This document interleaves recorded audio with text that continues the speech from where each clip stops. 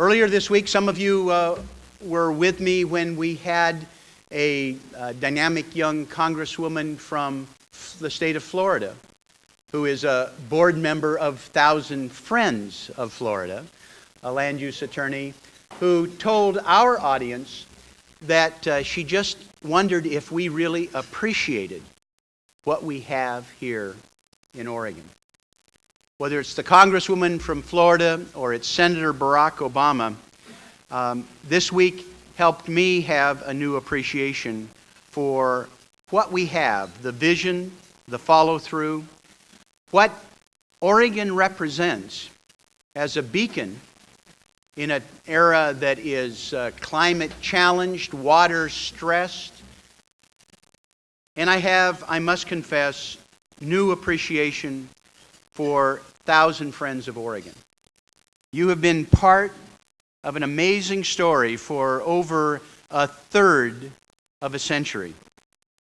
You've played a critical role in creating and protecting what so many of us think of the Oregon legacy.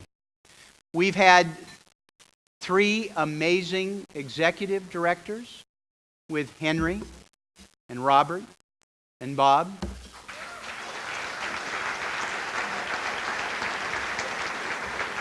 And that fourth face on Mount Rushmore, Dick Benner, yeah.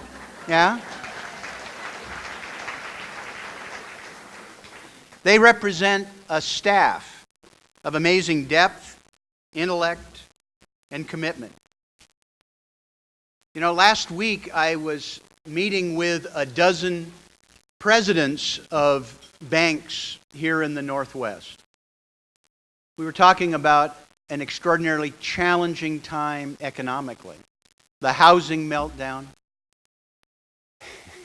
And in the middle of the meeting, there's a guy who, they were saying, it's not quite as bad here in Oregon as elsewhere.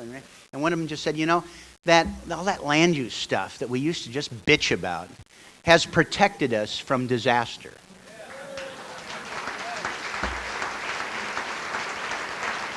True story. True story. Slowly but surely, they understand the contribution that you have made. Because Thousand Friends is truly the gold standard. Fighting for the future of a state that we love and a model for the nation.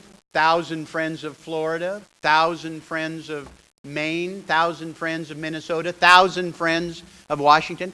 In Pennsylvania, they need 10,000 friends, where we'll be campaigning in the next couple of weeks. People key off what you've done.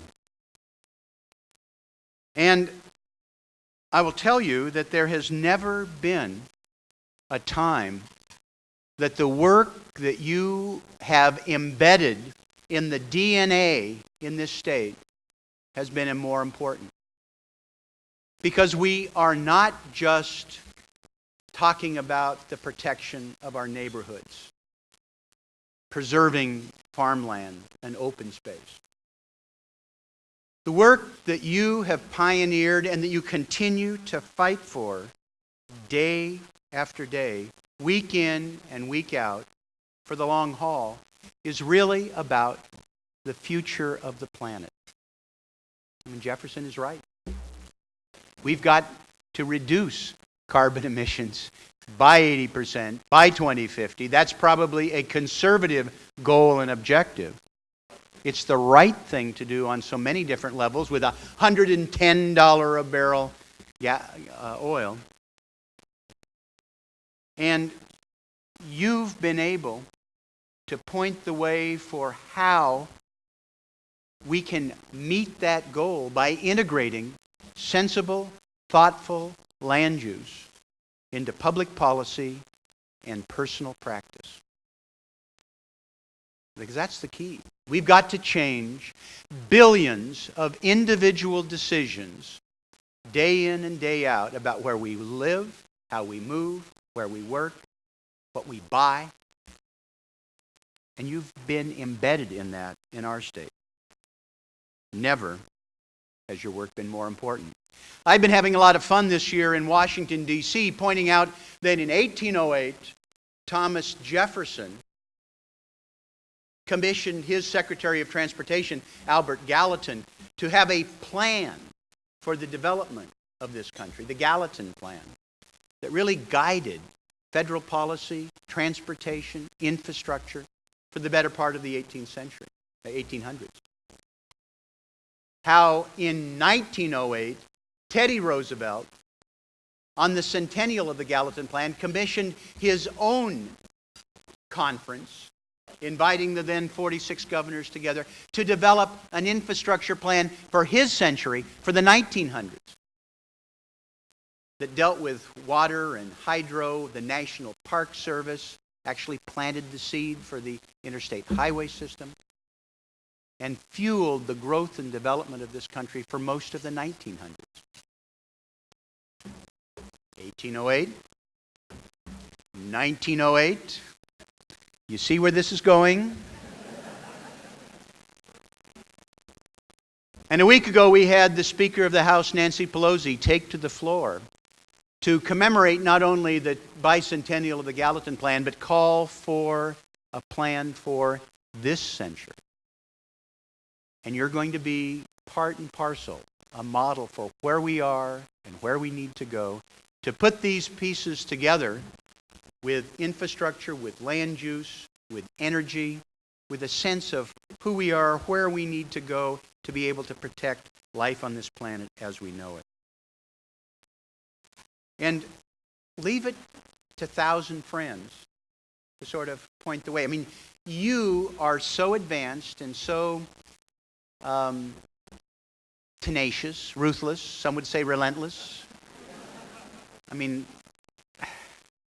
you take an evening like this to raise a little money and celebrate past successes, to make it into a teachable moment.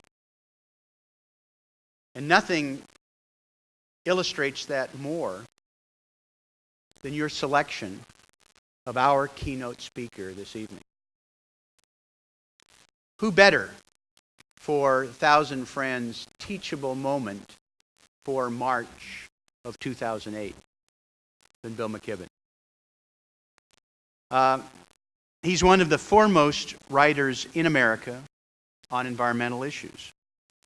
You know, he was a New York magazine, he was a staff writer for the New Yorker right out of college. And even if you're editor of the Harvard Crimson, that's quite an accomplishment.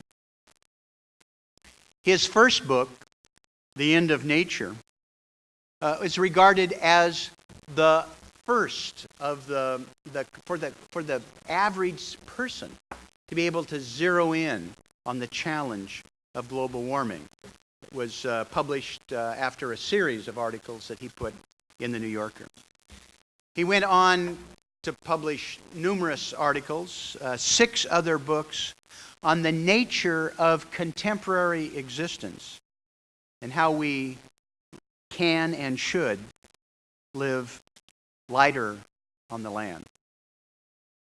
We have with us this evening an author, an activist, an insightful observer.